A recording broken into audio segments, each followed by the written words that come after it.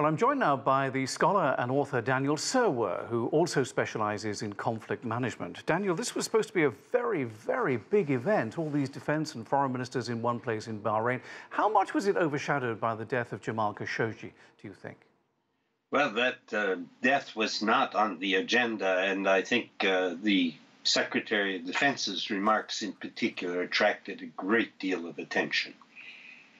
Do you think that it goes on Sunday as well, that the issue of human rights, for example, is completely off the agenda at this summit because of the Khashoggi death being raised in the way that it was? Well, I think the Bahrainis, the Saudis, and others will very much want it off the agenda. I don't know how much others are willing to put it back on the agenda. I do think there's a continuing reluctance of the United States to name names for who is responsible ultimately for the murder.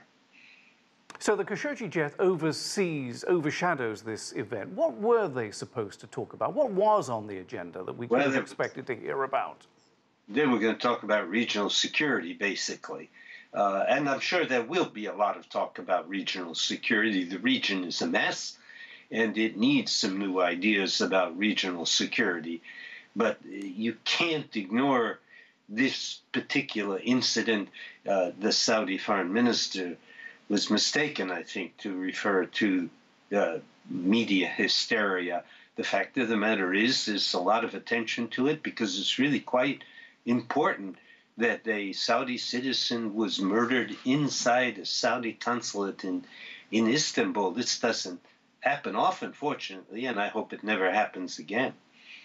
Now, as we often say, the fact that the meeting has been taking place at all, is that a step in the right direction, do you think, organised by the International Institute for Strategic Studies? Well, it's an annual event, and I think it's a good thing that we continue to meet and discuss regional security issues. But the fact is that regional security is in a mess. We've got not only the Khashoggi murder, we've got the wind down of the Syrian war. We've got Libya still in chaos. We've got Yemen on the verge of starvation. We've got Turkey, Iran, and Saudi Arabia at knife points, basically. Yeah. And, you know, this isn't good. This is a region that needs a much better security structure than it has today. And of course, as Michel Bar-David was reporting just now on our program, this summit has been going on in Istanbul, involving the French and the Germans and the Russians, many other nations as well. I wonder how much this might have overshadowed this event in Bahrain. And now that they've issued a statement out of Istanbul, paving the way for a new constitution and calling for a ceasefire in Idlib in particular to strengthen that already agreed ceasefire, I wonder whether the Sunday day of this event in Bahrain might therefore be rather more productive.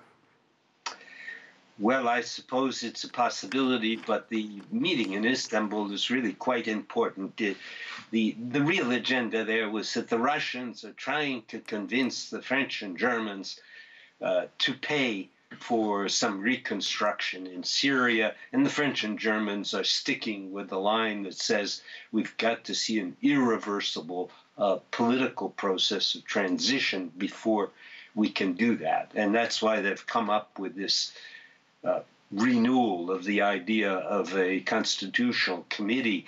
I doubt it's going to work, frankly, because I don't think Assad is in any mood for political transition in Syria. Daniel Serwer, thank you very much. Thank you. You're welcome.